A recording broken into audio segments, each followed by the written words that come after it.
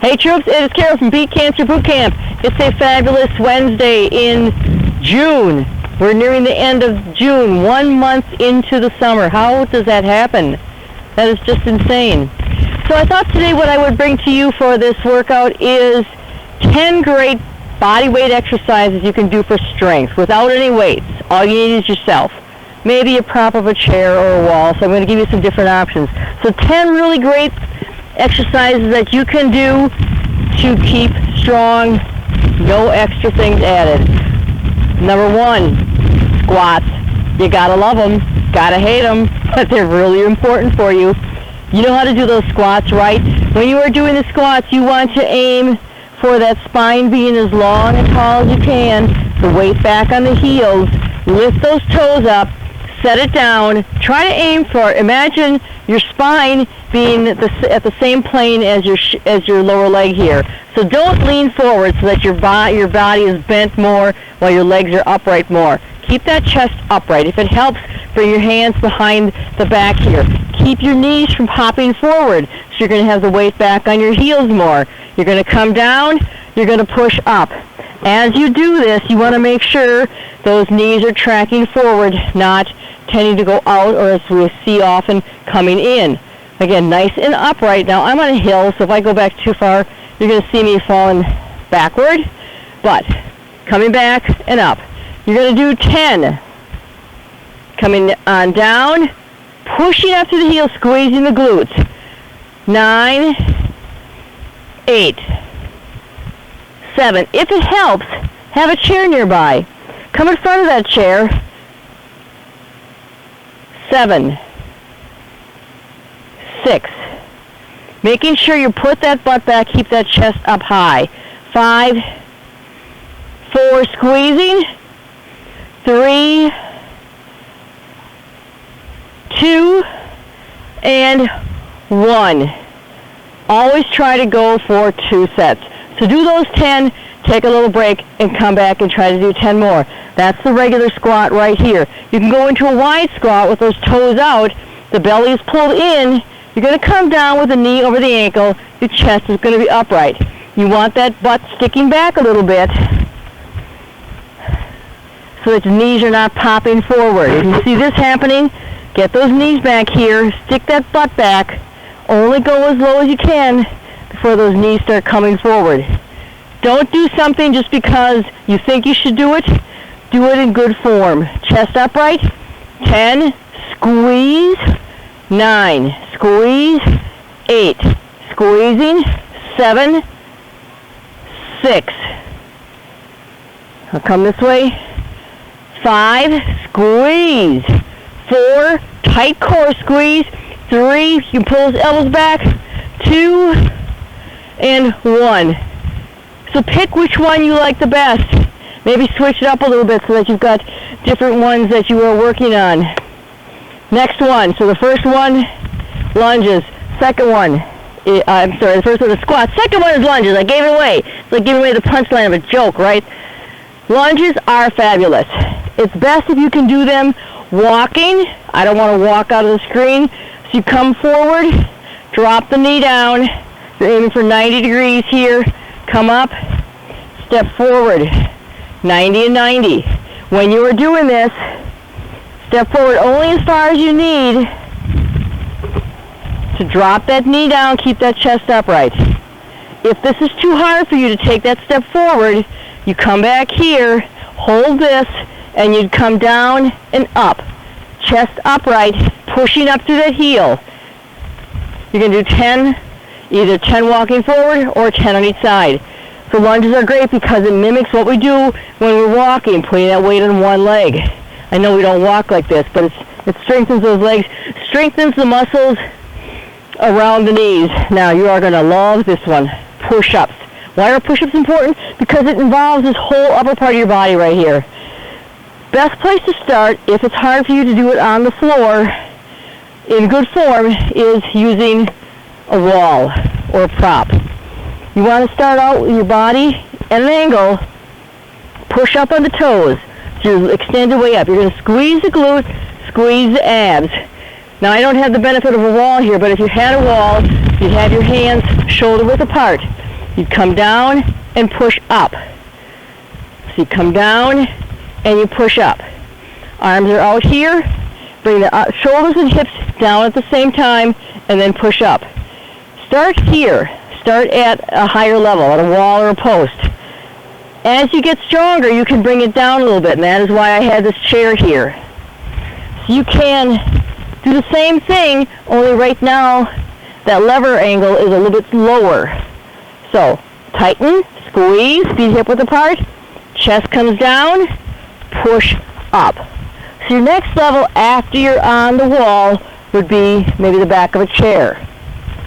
You keep bringing that down, lower and lower, till you get to the point where you can do it on the floor. If you cannot get that low, you stay at whatever height works best for you, extending that body, tightening that core, bringing it down, pushing it up. So when you can do 10 here easily, do 2 sets, then you're ready to move on to the ground. For the ground, same deal. Arms are out, core is tight, chest comes down, push up, down, and up. Bringing that chest as low to the ground. Let me get a mat so it's easier to see. That's why I brought this out here. Bringing that chest down as low as you can. Down and up. Down and up. Chest and hips at the same time. Shoulders, hips at the same time. Not here. Not this. Right here. Push up. So you want to do 10 of those. Fine. Again, if you can do 10 here and you're handling it okay, take it down to the top, to a high part of a chair or a table. Take it down the next level, a little bit lower. Then the next level, a little bit lower, until you're at the point where you can get down this low, doing 10 repetitions, 2 sets, and you think you can handle it pretty good. Then you're ready to go down to the floor. So this is something that you can work on. It's not going to happen once a week. It's not going to happen twice a week. Maybe every other day you try to do 10 push-ups. Then you try to do 2 sets of 10. You keep building it up, but you have to practice it on a regular basis in order to see that improvement. So we've got squats, we've got lunges, we have got push-ups. As long as we've got the chair here, we've worked on the chest. What about the back part, the posterior part of that body? Those bat wings. Nobody likes those things, right? So grab that chair, bring it on up. You can sit down on it and think you're going to take a rest, but you're not, because you are going to extend out. Just keep your feet flat on the floor. Drop it down. See how my elbows are bent? Push up. You want to try to get as low here as you can. Push up. Now, as you extend your body out, it gets harder. Down and up. Extend it out as far as you can. Down. Whoa. Push up. Bringing it in here, it's easier. Down, up. So start here. Go as low as you can. Push up. Elbows bent. Push up. When you can do 10 here, and you can do 2 sets, then you move those feet out further. 10 here, 2 sets. Gets to be okay, manageable. Move it out further. 10. 2 sets of 10. Always remember that. 2 sets of 10. So there you got it. You got the squats. You've got the lunges. You've got the push-ups for the chest. You've got the tricep dips for the back of the arms, even the back here, your back here, that's helping all of that. So what do we got next? We have got planks. What would exercises be without planks? You know how to do those planks. Again, it's on the mat. If that is hard for you, even if you have to do it on your knees, go back here. So when you're doing those push-ups, you're still in that plank position, right? Your glutes are squeezed, your core is tight, your body is straight. If you want to make it even harder, you can lift one foot, because now we're engaging that glute some more. Come up on the balls of your feet, really make that core work. It's fired up, it's tight, it's engaged right here. You can be on that wall. You can be in the back of the chair, the arm, the seat. You can take it down just like you do with that push-up to gain that strength and hold it longer. So see how long you can hold it here, then take it down to the back of the chair, the arm, the seat. Building up to the point where you can hold that plank nice and steady. Now it can be on the toes, it can be on the forearms. You want those arms underneath the shoulders. You want the glutes squeezed, the quads squeezed. You want that whole body nice and tight. You do not want your hips up here. I see that a lot. You don't want the hips sagging. Think of your body in a nice straight line. Think of a stick on your back. Is it going to slide off your head? Is it going to slide down between your legs? You decide which. Hold it here. Start off for 10 seconds, 15. Slowly build up. Take a rest whenever you need to and come back up and do it. Always starting high, bringing it down low. Once you have mastered that prone plank, then it's good to bring it on to the side.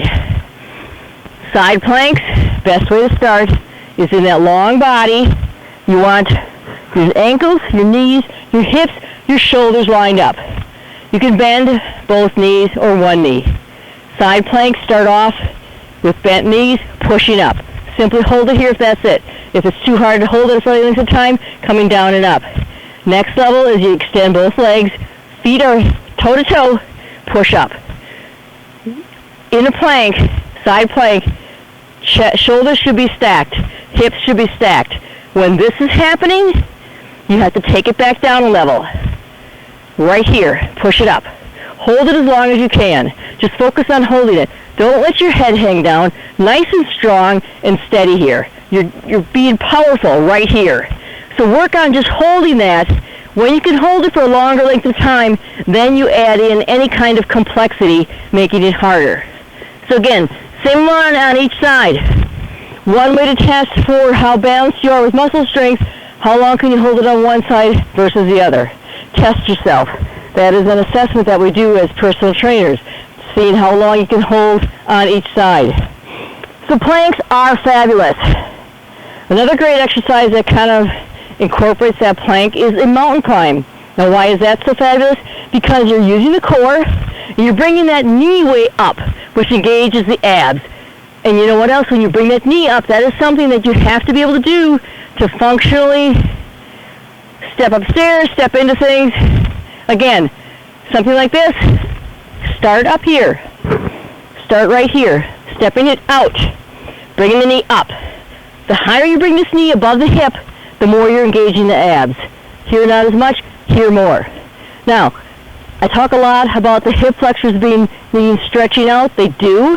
They do need to be stretched out because we do this a lot. And this shortens that hip flexor. So in order to stretch that out, right here, look at here, it's stretched out. But you know what now? We're strengthening it. Right here, we're strengthening it. Bring it up as high as you can. So if you're standing, you can cross over to the knee opposite elbow. Don't you like my imaginary wall here? It's painted a beautiful color, sky blue, if you got my joke. So try to focus on bringing it up as high as you can. Same thing with the push-ups. Start here. Go to the back of the chair. Go to the arm. Go down here. When you are ready, you are down here. Nice and strong. Plank position. Bringing that knee up. Now it can come to the center of the chest. It can cross underneath, just like you were when you're standing.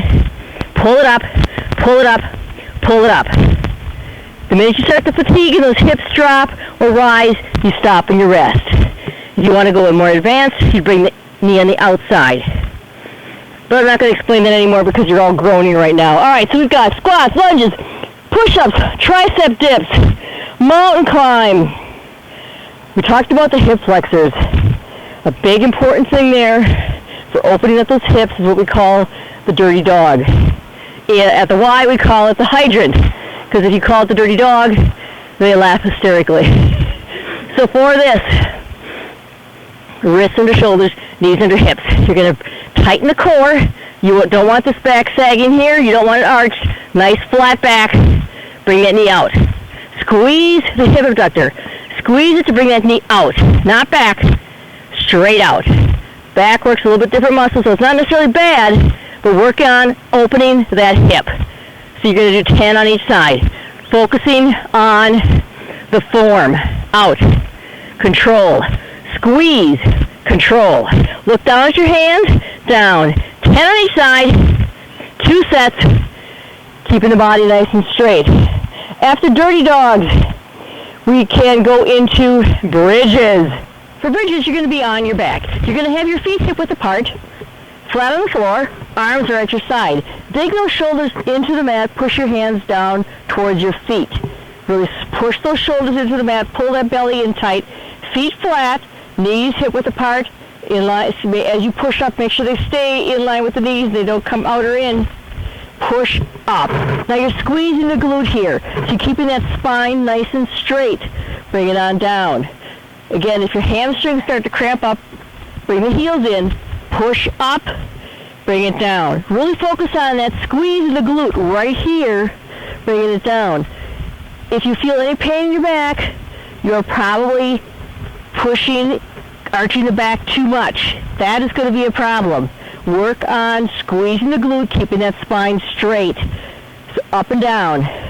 Shoulders pushed in, squeezing that glute right here, squeezing the bum. Now, you can push up, hold it briefly, take it down, do 10 sets, 10 repetitions 2 times. Another variation is to lift up, keep the hips parallel to the floor, 1 foot up, hold it briefly, a couple seconds, keep the hips parallel, focus on keeping that control there, bring the other foot up. Take it down, bring it up, squeeze, control. Again, feet are flat, tighten up here, squeeze that glute, focus on keeping those hips, don't let one drop, keep those hips parallel, and bring it on down. So that's working the glute and the whole backside, or your whole backside. If you want to engage those hamstrings a little bit, extend those feet out, lift the toes, dig those shoulders in, pull the belly in, lift up. Again, keeping that spine straight, don't arch, that's going to hurt the back. Squeeze up, and come on down. As you're coming up, you're going to dig those heels in, squeeze the glute, dig those heels, and you're going to feel those hamstrings screaming at you. Now, if you really want to get all powered up, you can do both types of bridges. There's, like I said, this one is engaging the hamstring more, but you're still squeezing that glute right there. Isn't that fabulous? It was so great. All right, so we have worked on the backside. Let's focus on this part right here. Everybody talks about a six-pack. You know what? We've all got it in there. Those muscles are there. We just have to get them nice and strong. So what I want you to do is, again, push those shoulders down. You're going to bring your feet straight up. So start right here. Now I'm laying in a dip. It's not going to work for me. Laying in a dip. All right. Pull the belly in. Cross your arms over your chest. Now, if you are worried about your back, you can tuck your hands here, but you are not forcing those ab muscles to work. So I recommend crossing the hands here or putting them alongside your belly here, alongside your side. Try not to tuck them under your bum, because you're going to slowly lower this down. Pay attention to what your low back is doing. Lower it down. The minute you feel that lifting up a little bit, you come back up. So again, you're going as low as you can, pulling, tightening, tightening, tightening. The minute you feel it start lifting, you come up. So tighten it, control it, and come back up. You're controlling it the whole time, up and down, up and down. So try to do nice and slow. Do 10, lowering it down, raising it up. Great for the abs. And finally, we're going to end with an overall good core exercise called the bird dog. For the bird dog, you get back into that posture where you have your wrists under your shoulders, your knees under your hips. Your back is straight. You're not sagging. You're not arched. Nice and straight. Pull your belly in. Focus on that straight spine, straight neck, looking down at your hands. You're going to extend one leg. Squeeze the glute. You're going to extend the opposite arm. Hold it here briefly, a couple seconds. Tighten that core, and then switch. And other side. As you're doing this, focus on that arm parallel to the floor, the leg parallel to the floor, the glute squeeze, the abs pulled tight. You don't want the hip rolling out like this. You don't want it opening up like that. Keep those hips parallel to the floor. Every time you switch, re-engage so your hips don't move. To make you more aware of this, you could put a Kleenex box up here, a light weight, anything that would make you more aware of what is happening with your hips as you switch. It just brings along what's called proprioception, where you're aware of what your body's doing. Because right here, a lot of people might open up their hip. You want to keep that nice and straight, squeezing. So do 10 on each side, or just do 10 altogether. Do 5 on each side. Whatever works for you. Start off with 5 on each side, go to 10 on each side. Do the best you can. If you get tired, if you feel that you're starting to fall out of form, that's when you need to stop. Take a rest, maybe come back to it again another day, maybe come back to it a little bit later after you've rested. Don't do anything if you are doing it in poor form, because you're opening the door for injury and you're trading your muscles in the wrong way. So for your fabulous 10 exercises that strengthen the body with no weights, you've got squats, you've got lunges, push-ups, planks, mountain climbs, tricep dips, the dirty dog, the bridge, leg raises, and that bird dog. 2 sets of 10 to keep you strong, to keep you healthy. Stay safe. Catch you next time.